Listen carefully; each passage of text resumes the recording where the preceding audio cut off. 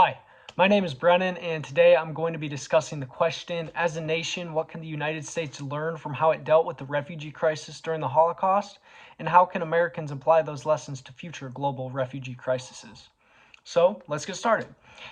When the normal average person that doesn't know a ton about World War II or Germany or the Holocaust or that sort of nature, they look at World War II and they think, Americans came in, they saved the day, they saved the Jews, all is good.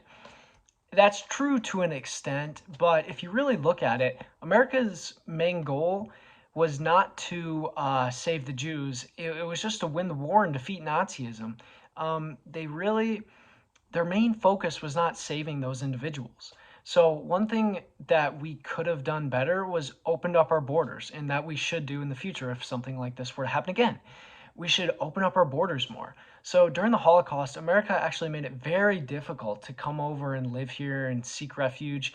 Um, there was this Johnson-Reed Act that made it so you need like all these documents, all this stuff that a lot of people did not have access to during the Holocaust, and a lot of people couldn't come over here. There was like 300,000 people that applied by the late 1930s, and only 20,000 people got in. So the logic behind this was because it wasn't going to be good for our economy, which may be true, but morally, it's just we should have let them in. There was also this boat named the St. Clair, and it had, I don't know, like 400, 500 people on it. These people, they just wanted to get to a safe place. It was when the camps were, picking up in Germany, and they were going from place to place. They ended up in Miami, and we didn't let them in because they didn't have visas or anything. And a lot of those people went back, and the majority of them ended up dying in camps. So it's just morally, we should have opened up our borders more. And if something like this were to happen in the future, we definitely need to open up our borders more. And the second bullet point I'm going to highlight is to eliminate anti-Semitism within our own country.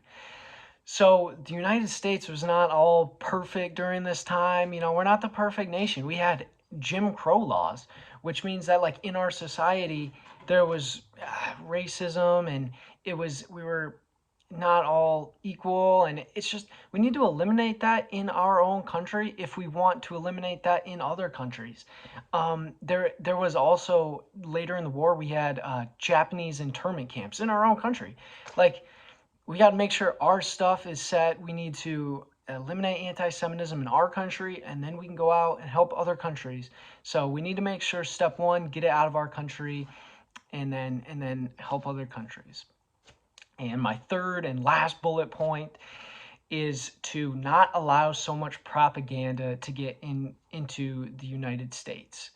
Um, there was a German American group in the United States called the German American Bund Group, and they were a pro-Nazi group in the United States.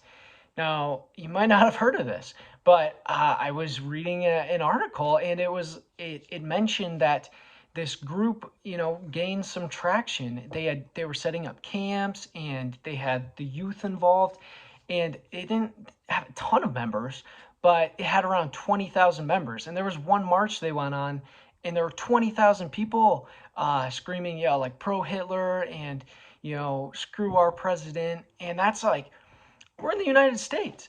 Now I get it, 20,000 people compared to 300 million, it's not that big, but that's still way too many people to be pro-Nazi, especially in the United States. So the fact that we let that get in, and some of our own country was rooting for Germany, that's terrible. That's bad on us. We can't let that happen. And leading or to add on to that, um, there was the U.S. State Department in the early 1940s. They blocked reports of mass killings, like from Germany, and from getting into our newspapers. So now people in the United States are reading our newspapers, and we know what's going on, kind of, but we don't know like the amount of mass killings. It was kind of hidden, like the amount of killing that was going on, which I don't know if that's the best way to go about that the US government did. I think they should have told us more so we weren't as ignorant to the fact. And really, my last point in keeping people ignorant was I was reading this article and it's mentioned that 2 out of 3 Americans took a survey, and 2 out of 3 of them believed that Jews were responsible for their own being in this situation. And this is just all terrible.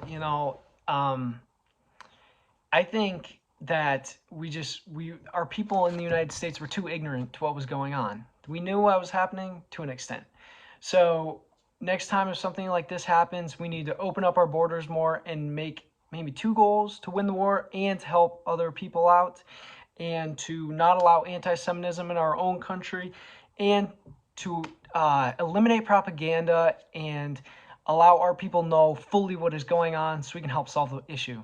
Thank you for your time.